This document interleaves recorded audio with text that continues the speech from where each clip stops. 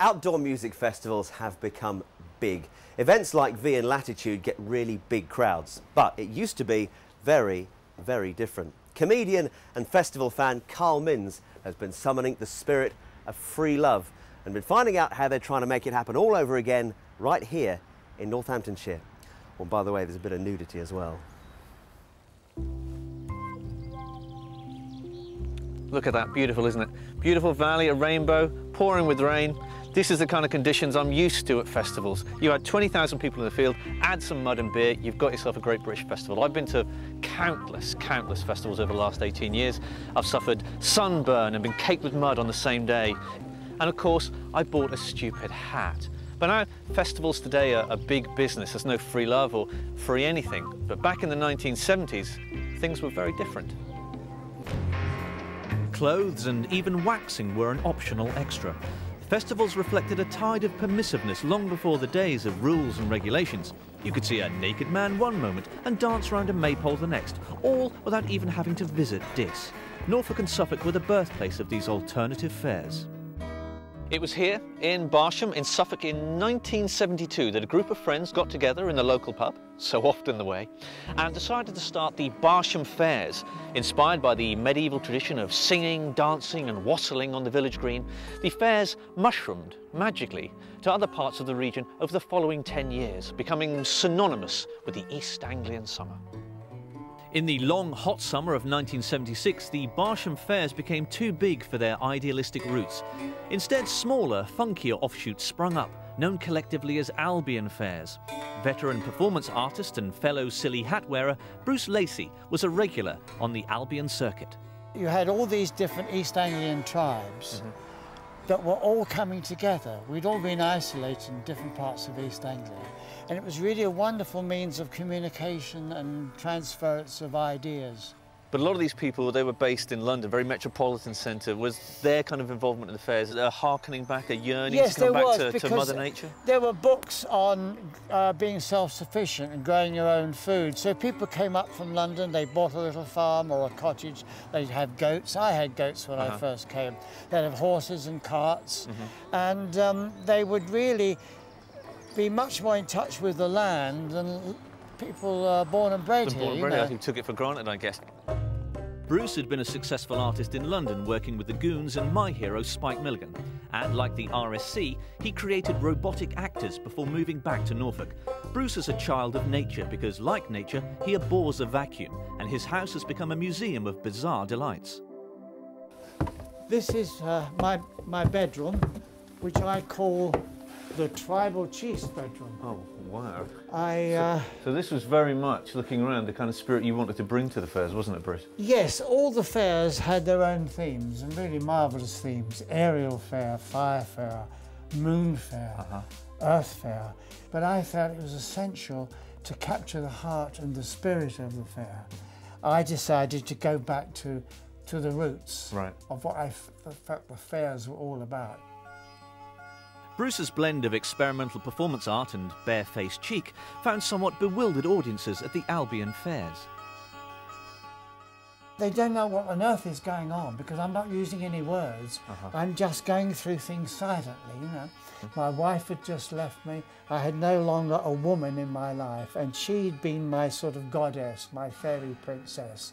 And so I had painted on the earth in slaked lime an 80-foot image of a woman laying there, you know. So it's a fantastic therapeutic cathartic thing, you know? I'm telling the world what I'm going through, and no one knows, really.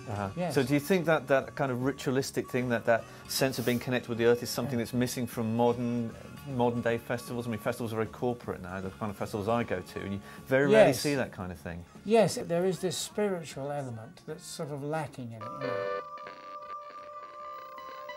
It was a bad fair for Bruce. He didn't get his wife back and he burnt his teepee down.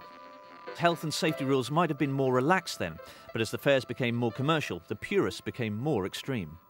We had our first fairy fair at Ling in 1981.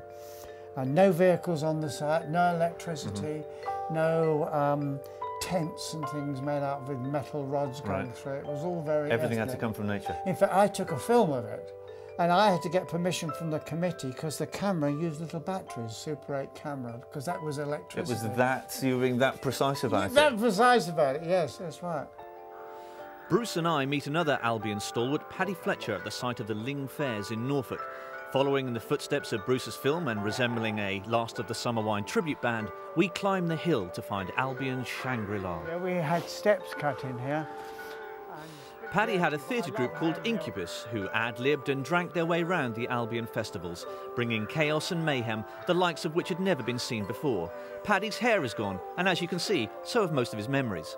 Memories are hard to come by, but yeah, it was called a fairy fair, so quite typically we did something to kind of sleaze it up a bit. Yes. We came along as goblins, orcs, and we dug a big hole in the sand, sat in there for 3 days with lots of crates of beer and insulted people as they walked past. Because your hole was full of water and you used to splash. That wasn't water.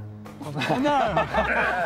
The toilet facilities were very, very basic. We didn't get out the hole for 3 days, man. No! Ah, Well, I've got you on film, you know. really? You were wearing a flying helmet and goggles, and suddenly you lurched towards the cameras. A lovely close-up. It was all out of focus. Wasn't time. Probably just as well. I think it's just as well. Can you make this out of focus too, please? Yeah. Yes, we'll yes. pixelate you, actually. We'll, in CGI, We're we're all all going nothing of the kind. You. pixies or goblinate you, one No, of the they two. can't touch you for it, but you're not doing that. Old actors, you can't beat them. You want to, but you can't beat them. Did you ever wash at festivals at those times? No? Washing's for sissies.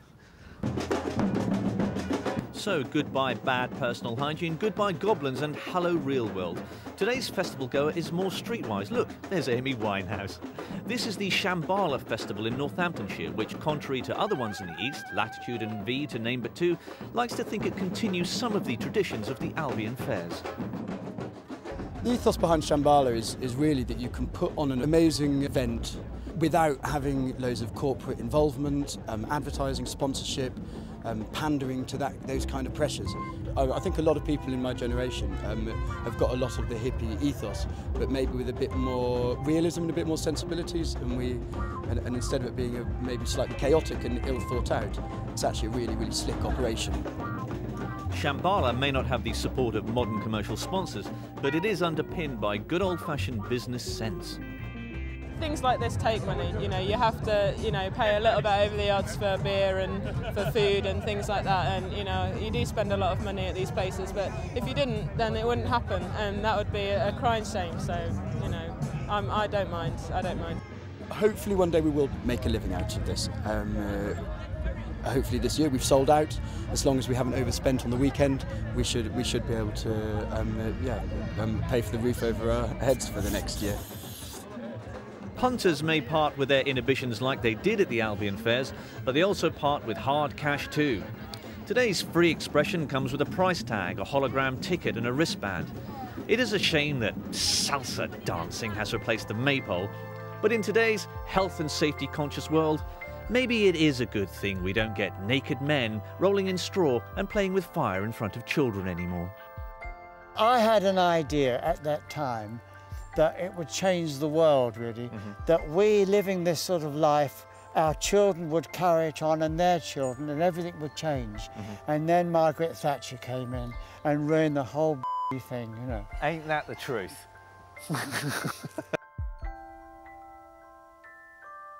Okay, so the spirit, the idealistic spirit of the 70s isn't going to return. Today's festivals have super security, super fences and super profits. But as long as we Brits go to them with open minds and hearts, the spirit of Albion will surely live on. Oh, hello, tree. Peace, one love.